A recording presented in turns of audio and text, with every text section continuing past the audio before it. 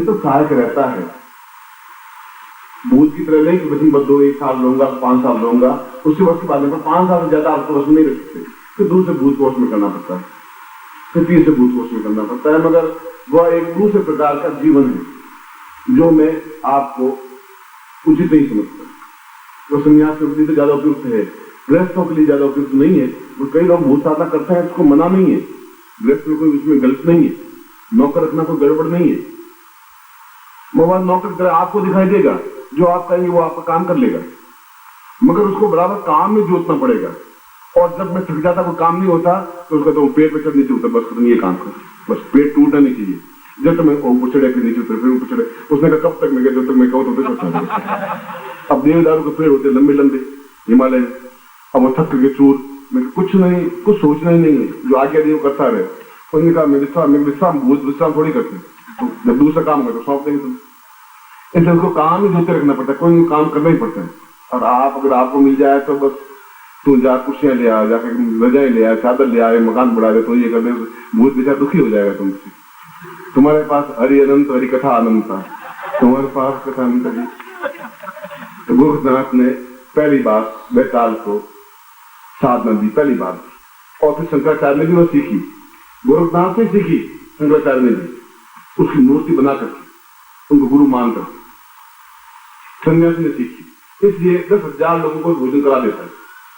मैंने अभी 4 साल 5 साल पहले एक सन्यासी मिला था कुंभ में, वह एक झोली रखता था, लाल झोली, और उसने 10,000 लोगों को उस झोली में से मिठाई निकाल के खिला दिया, और झोली में से मुश्किल से 4 लड्डू नहीं आए, और सैकड़ों शिष्यों देखा था उसको, कोई मैं खिलाई नहीं थी, जब बद्रीनाथ से आ रहा था।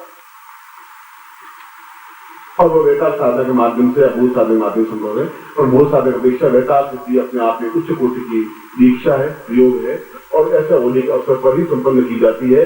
पर जीवन भर आपको कोई तकलीफ होने नहीं पाए, जो काम करें वो करे, तो दिखाई आपको देगा, स्थूल रूप से आपको सामने नहीं आएगा। आपके पास 25 लोग बैठे हैं, वो नहीं दे पाएंगे, आप जो बोलने की जरूरत नहीं है, मुंह से कहें बस मन में कि ये काम करते हैं, वो आपके सामने आ जाएगा। मीठे के डिब्बा लाओ, गुलाब जामुन लाओ, ये काम करो, वो काम करो, जैसा भी करो वह काम करेगा। ऐसे क्रियाएं गलत है, गलत काम करनी है, ये साधना है। यदि शंकराचार्य ने की है, गोरखनाथ ने की है, विक्रमादित्य ने की है, तो कोई गलत साधना नहीं हुई। कोई शराब पीना नहीं है, उसको शराब पीने की जरूरत नहीं है, कोई शमशान में जाने की जरूरत नहीं है। ये बात है कि आपको एक सिद्ध तो करना ही पड़ेगा।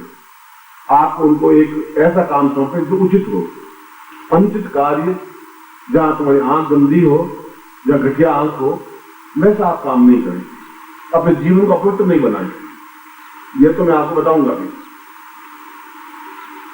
और दूसरी साधना शंकराचार्य ने सीखी, यक्षिणी साधना, तो गोरखनाथ से तो साधना सीखी शंकराचार्य ने। गोरखनाथ उस समकालीन थे, ये सब विक्रमादित्य हुए, शंकराचार्य हुए, गोरखनाथ हुए, जैसे सूर, तुलसी, मीरा, कबीर, ये सभी नानक, ये सब एक ही टाइम में हुए। अकबर के टाइम में ये सब हुए।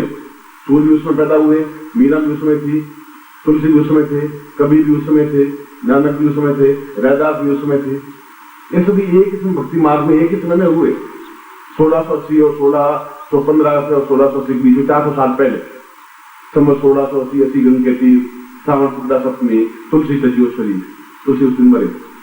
उससे पहले सूर उसमें जवान थे, तुलसी की जब मृत्यु हुई तब सूर 24-25 साल के थे। और उसी सूर से, उस तुलसी से मीरा मिली थी।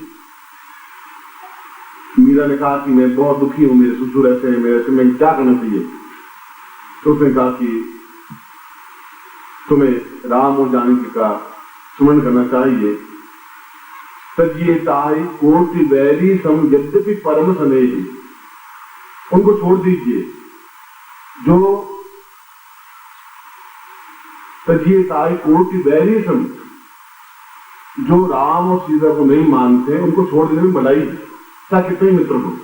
इसलिए तुम्हारे मीरा यही रास्ता है, तुम उस राजपथ से निकल जाओ। वह जब राजकुमारी थी तब मिली तुलसी से, उसमें तुलसी व्रत थे। कह रही है दूसरा प्रसंग है, ये तो 400 साल पहले की बात है, मैं इससे कई साल पहले की बात बता रहा हूं। और दूसरी साधना की यक्षिणी साधना, आप उसको यक्षिणी कहें या अप्सरा कहें, एक ही बात। अप्सरा भी वही चीज है, यक्षिणी भी वही चीज है। इन दोनों साधनाओं में कोई अंतर नहीं है, मगर ये साधना है कि हमारे सामने अप्सरा अपने आप में प्रत्यक्ष हो, यक्षिणी प्रत्यक्ष हो। क्यों प्रत्यक्ष हो? कि उसके माध्यम से हमारे जीवन में नव यौवन प्राप्त हो सकता है, सौंदर्य प्राप्त हो सकता है, हमारे जीवन में उन्नति प्राप्त हो सकती है, सफलता प्राप्त हो सकती है, जीवन में आनंद की अतिरिक्त आ सकती है। ये जीवन मुरझाया हुआ चेहरा नहीं रह सकता, जीवन की न्यूनता नहीं रह सकती, जीवन कमी नहीं रह सकती। इसलिए अप्सरा साधना, जिसमें साधना को अलग कर देता हूं, थोड़ा सा गैपिंग है, डिफरेंस है। मगर अपरा साधना को भी जीवन में प्रत्येक व्यक्ति के लिए आवश्यक है। उससे आपका पत्नीवत धर्म खंडित नहीं होता है। आपकी पत्नी के लिए भी अप्सरा उतनी आवश्यक है जितनी आपके लिए आवश्यक है, क्योंकि उसके माध्यम से फिर यौवन प्राप्त किया जा सकता है। अप्सरा नहीं होती तो इंद्र का सिंहासन नहीं बनता, फिर देवताओं के सामने अप्सरा नृत्य नहीं करती। गलत होता तो देवताओं के सामने अप्सरा नृत्य नहीं करती, इंद्र के समान अप्सरा नहीं होती। अप्सराओं का मतलब है, अप्सरा साधना का मतलब है जीवन में नित्य नया यौवन प्राप्त होना, प्रत्येक क्षण खून में नवीनता आना, तेजस्विता आना, तेज आना और प्रफुल्लता आना, एक हंसी खुशी का वातावरण बनना और जो चाहे वह होना, जिस प्रकार से चाहे वह हो। तब पूरे शरीर को दीर्घायु, स्वस्थ, अद्वितीय, मधुर और आनंदप्रद बनाने के लिए अप्सरा साधना की जाती है। जो स्वयं आनंद लेता है, और आनंद इसलिए लेता है कि उसके जीवन में पूर्णता प्राप्त होती है। पूर्णता प्राप्त होती है जब मन शुद्ध पवित्र हो, पवित्र का मतलब मनोरंजन खुश हो, जब चेहरा खुश हो, शरीर स्वस्थ हो, रोग रहित हो, आनंद का जीवन हो, मस्ती भरा जीवन हो, एक गुणगुनाहट भरा जीवन हो, धन की कमी नहीं रही। ये अप्सरा के 8 गुण है जो अप्सरा के माध्यम से प्राप्त होते हैं। और वह अवतार है जिसके माध्यम से असंभव कार्य को, एक पहाड़ को उठा के दूसरी जगह ले जाना, एक अंगरक्षक है। 100 शत्रु सामने आ जाएंगे तो मुझे चिंता करने की जरूरत नहीं है, क्योंकि वेताल प्रति क्षण 24 घंटे आप नींद लेंगे तो वो आपका पहरेदारी करेगा। एक जीवन का सहायक और एक जीवन पूर्ण मस्ती। अगर वह नहीं है तो सहायक का क्या? आप रोगी है, बीमार है, एक सहायक नौकर खड़ा है तो नौकर क्या काम आएगा? आप हिलडुल नहीं रहे, फड़फड़ा रहे बैठे हुए, फिर नौकर क्या काम आएगा? आप खा पी नहीं रहे तो नौकर क्या काम आ सकता है? वैसा अंतर काम आ सकता है जब आपके मन में प्रफुल्लता आ सकती है, और प्रफुल्लता बाहरी चीजों से नहीं प्राप्त हो सकती। बगीचे में जाने से प्राप्त नहीं हो सकती, होटल में जाने से प्रफुल्लता नहीं आ सकती। एक अच्छी एक नॉन मिल सकता है, डबल रोटी मिल सकती है, ब्रेड मिल सकता है, बटर मिल सकता है, ये तो मिल सकता है। प्रफुल्लता जीवन में उमंग, जोश, जवानी, ताकत, क्षमता वो देखी नहीं आपने। जवानी तो देखी नहीं, गारंटी के साथ नहीं देखी। बचपन के बाद बुढ़ापे में सीधे आ गया, बीच में जवानी का आया नहीं, अब आएगा। तो अब मैं मिलाऊं तुम्हें, अब तुम्हें वापस जवानी दिलानी नहीं। पहले बचपन आया गार्ड पीछे पढ़ना पड़ा, बीए करना पड़ा, एमए करना पड़ा, गार्ड पीछे गए, आंखों में चश्मा चढ़ गया, उसे नीचे उठा करके फिर से पढ़ने पड़े, सीधा बुढ़ापे में कन्वर्ट। अरे यौवन यौवन उम्र तो सारे फूंक दूध उड़े मार गए। तो यौवन सारा कैसे? जवानी होती क्या है? जवानी होती है कि लात मारे पानी निकल जाए जमीन में से, उसको जवानी कहते हैं। एक जोश होता है, तूफान होता है, हिमालय में एक टक्कर मारे, हिमालय 4 फुट की चीजें खसके, वह जवानी होती है। अब जवान देखी नहीं, इसलिए कि आपको गुरु मिले ही नहीं। गुरु मिले तो पिलपिले मिले होंगे, खुद ही मरियल, वो मरियल गुरु करेंगे क्या? तो खुद ही मर रहा है तो मैं क्या चिंता करेगा? इसलिए जीवन में निर्भय हो, निश्चिंत हो, कहीं भी जाना है रात को अकेले चला जाता है तो घबराहट है ही नहीं। मुझे मालूम है मेरे पास क्या है, मुझे मालूम है मुझे मनोरंजन कैसे प्राप्त। संगीत सुनना है, आंख बंद की तो मैंने संगीत सुनाना है, अपने आप संगीत सुनाए, ये अपना साधना है। और मैं हूँ और पत्नी मेरे घर में बैठी कहीं जा नहीं रही, उसको मालूम है। उनको ये भी मालूम है कि मेरे पति विचलित नहीं हो सकते। हो सकता हूं मैं, बता दूं, पर कभी हुआ ही नहीं, क्योंकि उसको रखा है इसलिए कि मुझे जीवन में प्रफुल्लता दे, जो पत्नी नहीं दे सकती। पत्नी को संगीत गा, उनका मैं रोटी बनाऊं, संगीत गाऊं, तुम संकेत कीजिए, फिर तवे में आग जल रही, गैस जल रहा है और गैस 108 रुपए का एक सिलेंडर आता है। ये गाना वाना बाद में सुनते रहेगा। ये हारमोनियम लगा दो, पहले टेप रिकॉर्डर लगा। वो टेप रिकॉर्डर में आनंद नहीं आ सकता जो आप आंख बंद के सामने नृत्य कर रही हो, देख रही हो, वो टेप रिकॉर्डर नाच नहीं सकता। इस टाइप का साधना जीवन में आवश्यक है और ये मैं आपको सिखा रहा हूँ। आपकी पत्नी बैठी होगी सामने बता रहा, पत्नी को भी जरूरत है एक सहेली की, अकेलापन उसको महसूस नहीं। देखिए उस आनंद को देखिए, उस मत्ती को देखिए, वह जीवन में उल्लास देगी, यौवन देगी, प्रफुल्लता देगी, जिसमें प्रसन्नता देगी। ये प्रयोग और आज ग्रहण के अवसर पर, क्योंकि ग्रहण काल चल रहा है इस समय, मैंने कहा उत्तम कोटि के प्रयोग कल मैं नहीं करवाए। कल थी होली दिन थे, रात को हमने होली समापन की, कल का दिन महत्वपूर्ण था। तो आज 1 या 2 प्रयोग हो पाएंगे, क्योंकि 4 बजे के बाद में प्रयोग बंद कर दूंगा। फिर कुछ होली मनाएंगे, साथ में खेलेंगे कूदेंगे, कुछ तुम्हारे साथ में कुछ अप्सरा होगी, कुछ मेरे साथ भी कुछ अप्सरा शायद आ जाए। और पत्नी है, पत्नी को वहीं बैठा रखूंगा। मगर मैं आपको वैताल दीक्षा दूंगा। वैताल दीक्षा के माध्यम से संभव है, अप्सरा साधना के माध्यम से संभव है। अप्सरा साधना दूंगा, वह साधना है, और मंत्र जाप थोड़ा सा, जिससे कि वह सिद्ध हो सके। और वैताल दीक्षा के माध्यम से होता है, क्योंकि शंकराचार्य ने दीक्षा ही दी थी गोपनाथ से। दीक्षा के माध्यम से द्रोण के पास में, दीक्षा के माध्यम से भारद्वाज से, द्रोणाचार्य गुरु भारद्वाज से। उस भारद्वाज का मुझे कुछ सीखना नहीं है आपसे, सिखाइए तो केवल वैताल सिद्धि सिखाइए, वैताल दीक्षा दीजिए। और गुरु दीक्षा के बाद वैताल दीक्षा के अलावा दीक्षा नहीं दी कि बाकी तो मैं अपने आप सब कुछ हो गया। अब और मुझे सीखना भी क्या है? जब आपने मुझे वैताल सिद्धि दी थी, अब मुझे और क्या है? वैताल दीक्षा दी, मुझे जरूरत भी क्या है? और द्रोणाचार्य जैसा गुरु पांडवों और कौरवों का मिल नहीं सकता। इतना योद्धा, इतना कर्मठ, इतना तेजस्वी, इतना ताकतवान, क्षमतावान, एक दीक्षा के माध्यम से। तो भगवान ने देखा एक तूफान था उसके पास, एक अंदर था, एक जीवन की उमंग है, जोश है, जवानी है, एक जीवन की ताकत है, साहस है, कर्मठता है, क्षमता है, और दोनों एक साथ आपको प्रदान कर रहा हूं।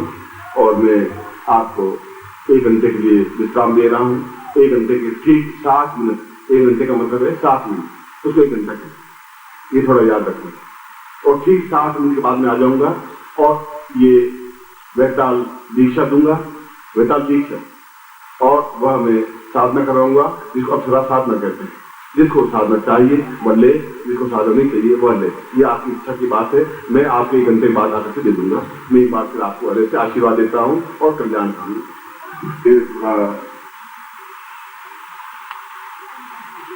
यहाँ से पहले प्रार्थना करें अपनी पत्नी को, मैं अप्सरा सिद्धि कर रहा हूँ, आप मेरे पर ठंडी नजर रखना। तो वह मैं श्लोक बोल देता हूँ, जैसा श्लोक चारवाक में बोला है। चारवाक में, चारवाक एक ऐसे, वो भी ऋषि था, चारवाक भी ऋषि था। हमने तो वशिष्ठ को ऋषि माना, विश्वामित्र को ऋषि माना, तो चारवाक को ऋषि माना। जो चारवाक ने कहा ऋणम कर्तव्य घटम कृते, कर्जा करो और घी पियो, खूब मिठाई खाओ, कर्जा करो। दूसरे बहुत अच्छे दिन, इस शरीर जलने वाला है, पुनरागमन को तो वापिस आएगा नहीं। इसलिए कर्जा करने के बाद में जब 80 पे लेटोगे तो सामने आके खड़ा होगा नहीं, कर्म कूटे पीछे वालों से तुम कर्जा लेके खाते। वो तो साफ रहा है कि ये शरीर 80 के सामने कोई आके आके खड़ा हुआ है, नहीं हुआ। अब ये तुम्हारी बुद्धि है कि तुम कर्जा लेने की कला सीख चुके। तो कर्जा एक बार लेने के बाद दूसरी बार मिलता नहीं। पहली बार आपने कर्जा मांगी कि देख तुम्हारे मेरे संबंध 20 साल से, मैं खराब हूँ, तो कोई नहीं खराब है, करेगा ही नहीं।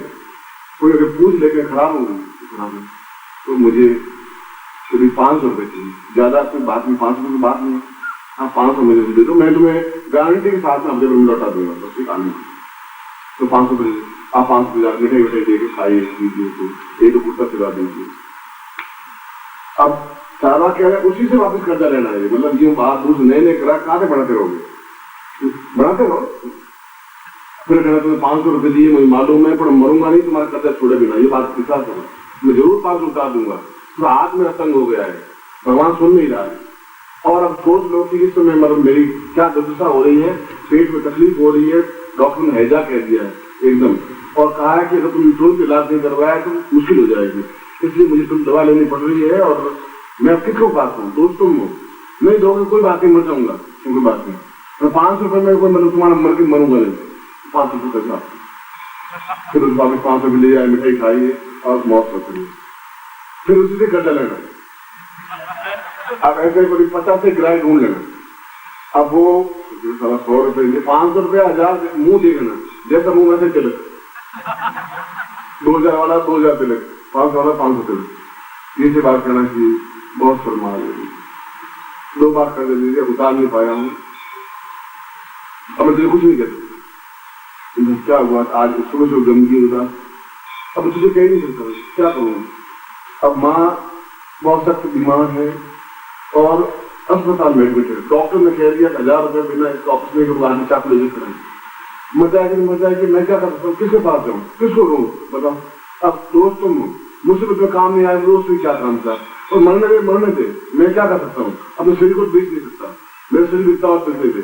तो माँ के समान को तीर्थ नहीं होता, व्रत नहीं होता। और अगर है थोड़ी बहुत दया तुझमें, 1000 रुपए ज्यादा जरूरत नहीं है, और मैं उतार दूंगा विश्वास।